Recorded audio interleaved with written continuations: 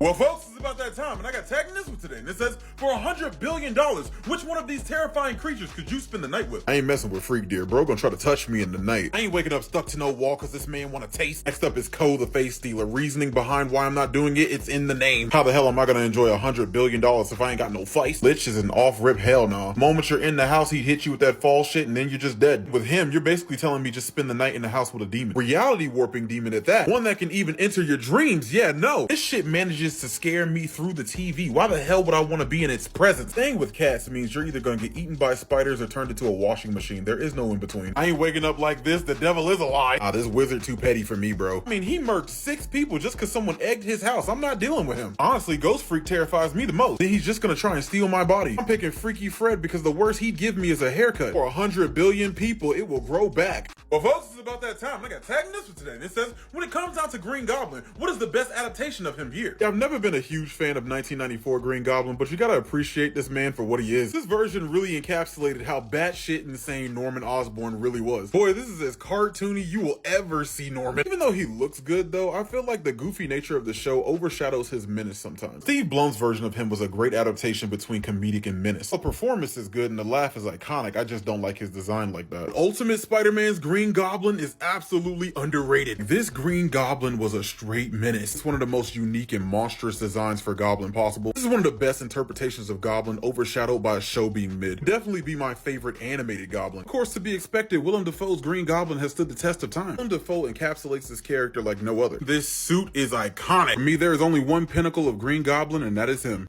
Well, folks, it's about that time, and I got tagged in this one today, and it says, which one of these episodes had the best villain team up? And that is hands down Vilgax and Kevin teaming up. Old school Vilgax was already enough of a menace. Anytime he showed up, it meant that Ben was about to get an ass whooping like no other. Vilgax didn't give 2 halves of a damn when it came down to killing Ben. All that mattered was that he was gonna run that Omnitrix and he was gonna die painfully while doing it. Pair that man with someone whose only goal is to murk Ben. Kevin mutated into Ultimate Kevin, his only thoughts were murking Ben. That version of Kevin was a problem because no alien Ben had could take him. He was a problem for a while until Ben got a brand new alien. Ben already struggled to take them separately. Now they gonna team up? Oh nah! There was a reason they introduced Master Control in this episode. Because if Ben had his normal cooldown going up against both of them, he would have died. What made this episode and this team up extra wild is that they actually managed to get the Omnitrix off. They did it in the most painful looking way possible. Nah, this episode was fire as hell. Well, folks, it's about that time, and I got tagged in this one today. This says, who has the most terrifying transformation here? Last place is SpongeBob turning into a snail because this is basically just him hunched over with elongated eyes. Next up is Tim turning into the Joker because this is more shocking than terrifying. Then we kind of saw it coming already. And we just had a backstory where the Joker basically turned Tim into him. Then the Joker suddenly comes back in the future and hasn't aged a day. I mean, 2 + 2 is 4. I wouldn't say that Kevin's transformation was terrifying. It's just more of what we've seen already, just amalgamated. Honestly, his previous forms look scarier, to be honest. Next, I'd give it to the Dark Danny origin story. I mean, this transformation is memorable. Definitely say it's terrifying with the implications of what he did to his human side. I'd say Super Shredder's transformation scene is scary, if only majority of it wasn't off screen, but he does look cool though. If I had to give most terrifying transformation, it had to be Beast Boy. Because right before this, he was about to assault Raven, then just rips apart his room and starts turning into a monster. And the next thing you see from the dark is a monster coming out to attack Raven. Yeah, he got it. Well, folks, it's about that time, and I got tagged in this one today. And it says, 2 of these groups have decided to kill you. 1 will protect you.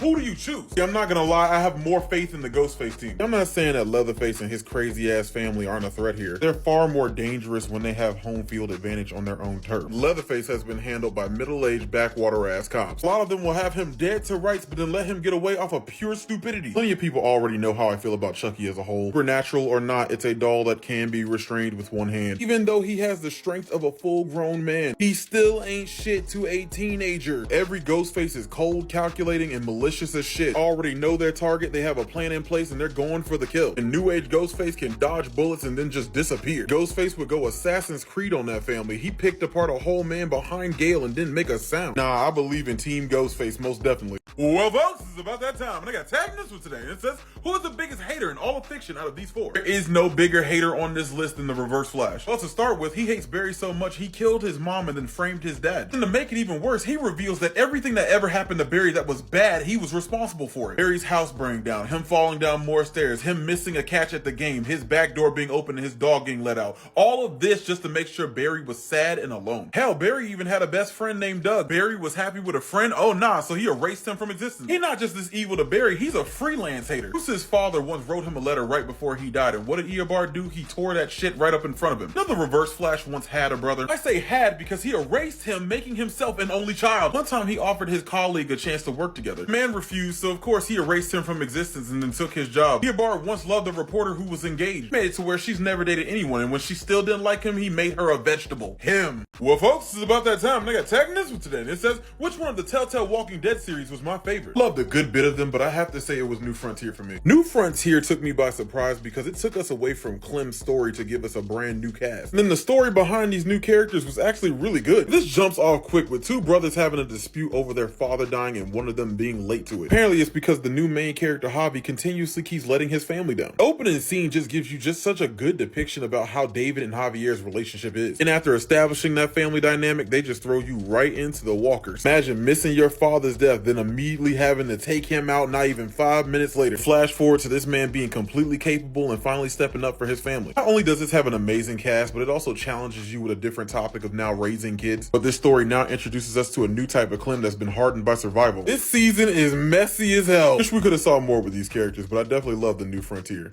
After finding them, he basically beat them into submission. My friend, to this day, none of that shit makes sense. The moment they wrote in Super that 17 tamed Cell Juniors and somehow trained with them to get the Super Saiyan Blue, I checked out. Last time we saw 17, he was out here fighting on par with Piccolo. Imperfect Cell came in and immediately thrashed Piccolo. He straight no-diffed that man, then threw him in the ocean. Then Cell went to immediately start beating the dog shit out of 17. Like, this beatdown was straight up one-sided. He was completely overpowered and helpless to Imperfect Cell. As we know, Super Vegeta was beating the shit out of Semi-Perfect Cell. But how the hell can 17 beat a Cell Jr. into submission when they out here dogging Super Trunks? And out here beating Super Vegeta while playing around? And that's just one of them dragging him like this. And they say he beat 7 of them into submission? The lies. Even if he did, how did they equate to God power? Before meeting Beerus, Goku capped at Super Saiyan 3. Cell Jr.'s lost to 2. And he got to God heights with a ritual. Him going up against Blue will never make sense. Well folks, it's about that time, and I got tagged in this one today. And it says, for $100 million, which Boondocks villain would you take in a fight, and who could you beat? The first one out is Luna. That is a White Lotus Kung Fu master. Ain't nobody trying to fight her. Well, that would be the most conflicting ass whooping I've ever taken in my life, because she would probably choke me out, and I would like it. Ain't nobody trying to fight Possessed Tom. You know how dangerous you gotta be from a standing position to double kick someone square in the chest and land with no problems? Bro had demon strength and got stronger from talking shit. Ain't no way I'm dealing with this. I'm not trying to be in no vicinity of no grown man telling me to fight for my ass. It's a different type of evil for somebody to look you square in your eyes and say, I came looking for man's butt. The hateocracy out here jumping people. Managed to kill the world's greatest karate man. Nope. Boy, Butch Magnus was out here messing up grown men 2 times my size. Ain't no way in hell I'm fighting him. The safe answer would be LaMilton because he's a child. Also depends if he got the damn strap on him. I mean, but Riley beat him, so yeah, I got this. Well, folks, it's about that time, and I got tagged in this one today. And it says, what Courage the Cowardly Dog episode here was the most terrifying? Bottom of the list, I would definitely have to say it's Freaky Fred. Because honestly, by Courage standards, this episode was pretty tame. It's just a creepy barber recounting the times he shaved people bald. I say watching him shave Courage is disturbing, but terrifying? Nah. King Ramses' curse is definitely third because this creature is something that's very memorable and it's very creepy. But outside of the model being crazy, it's not something that's scary. What's wild about this is that I have to put Night at the Cat's Motel at number 2 because what's crazy is this episode is plenty scary and I didn't know that this was episode 1. Filled with creepy, disgusting looking spiders and a crazed cat trying to murk everybody in the building. This is one way to start a kid's show. Night of the Weremole was terrifying. This shit right here was haunting as a kid. And with how exaggerated they were with her transformation, nah, this was scary. A monster Muriel takes the cake for me. Well, folks, it's about that time, and the absolute Giga Chad Caleb wants to know, what is my least favorite Telltale Walking Dead character? I never thought I'd hate somebody more than Larry, but Gabe takes the cake. But they started the game letting you know how annoying Gabe is. Boy, Javier be breaking his damn back for this family, and all Gabe do is bitch. Just be doing some unnecessary shit. Like, why are you outside stabbing a walker out here in the open? I know you're upset, but you just got attacked and your sister died. Can you get inside? Have your daddy issues and your shit fit inside. And not even 2 minutes later, the Raiders attacked again. After we done lost people and everybody's on edge, here come Gabe with a goddamn gun. What's crazy is that I saved this dickhead. Boy, I murked this man after we just got his girlfriend killed, and then we had to lie about it to save the kids. But this bastard bitch gonna really tell everybody I killed that man just because he can't go on the mission? Gladly let him go with his punk ass daddy. That's why I took your stepmama, boy. Well, folks, it's about that time, and I got tagged in this one today. And it says, if you were a villain, which of these characters would you have as a bodyguard? Man, Mercy Graves is immediately out. She freaking sucks at her job. She has had Lois Lane get the drop on her I don't know how many times. What good is she if she can do shit like this, but can't handle Lois Lane in a scuffle? Get out of here. Out here struggling with old school Harley. Disrespected by Batman. Mercy takes nothing but L's. Next out is the Prowler, because I feel like he'd be doing too much. Your name is the Prowler and you're dressed all in black. I would assume that you would operate with a little bit more finesse. This man is the definition of collateral damage. Problem is that the Prowler just don't give a damn. He'll attack you anywhere. My bodyguard attacking a kid in broad ass daylight, and you thinking that shit not about to get back to me? The top tier choice is Grievous, but there's no better bodyguard here than Pito. Pito's sensory abilities stretch out for miles. It's next to impossible for him not to know who's coming after me. Even if you did get past it, the bloodlust off of Pito is traumatizing. Guarantee nobody's getting near me with Pito. I pick him.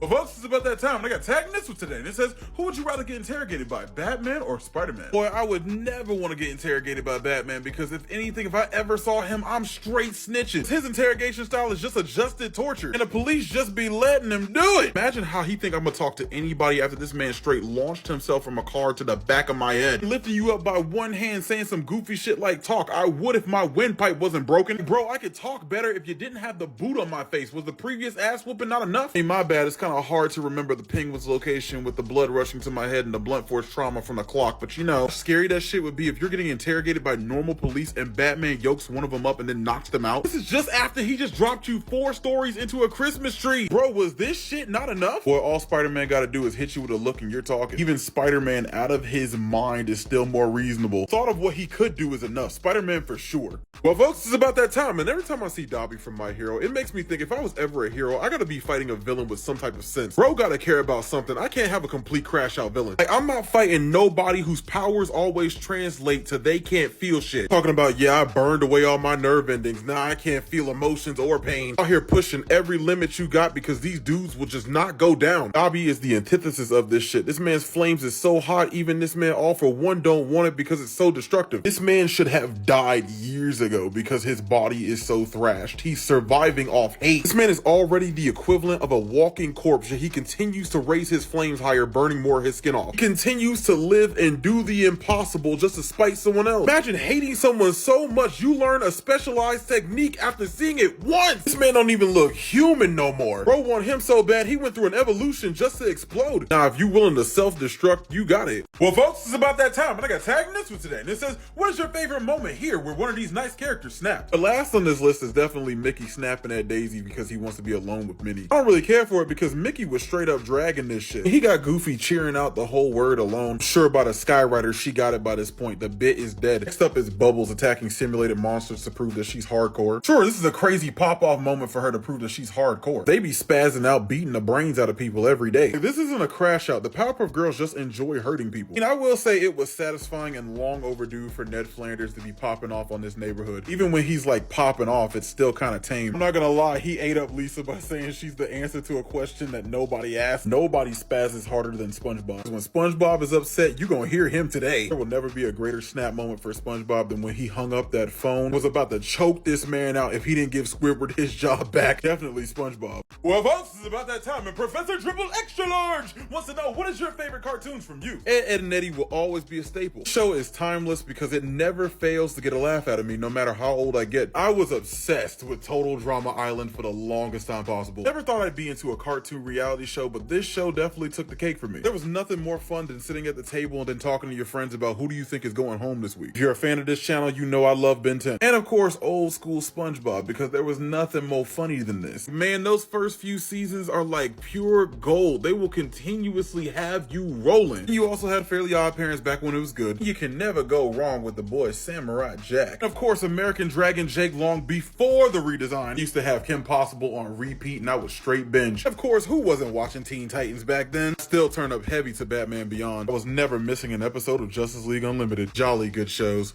Well, folks, it's about that time, and I got tagged in this one today. And it says, do I believe that Vilgax would give Superman a pretty good fight? Personally, I don't believe that Superman would have any problem with Vilgax. Earlier, you compared him to a Superman villain like Mongol, so let's use him as a benchmark to show how this fight's gonna go. Strictly by the TV show versions of them, Wonder Woman damaged her hands just hitting him. Trying her hardest, she actually couldn't put damage on this man. She even picks up a neural impactor, which is some form of powerful alien weapon, and blasts him with it. And it did absolutely nothing to him, as he then completely overpowers her. Meanwhile, Superman, enraged, is actually wrecking this man. His heat vision actually hurt him. Meanwhile, Vilgax, while supercharged by the powers of the heroes from 10 different worlds, while also carrying powerful alien tech, still ended up getting absolutely thrashed by Diamond Head. Diamond Head is nowhere near as powerful as Wonder Woman. This version of Vilgax is far stronger than this one. Superman had Mongol looking like this. What do you think he's gonna do to Vilgax? Vilgax is nothing compared to the Conqueror Superman has faced. He got it.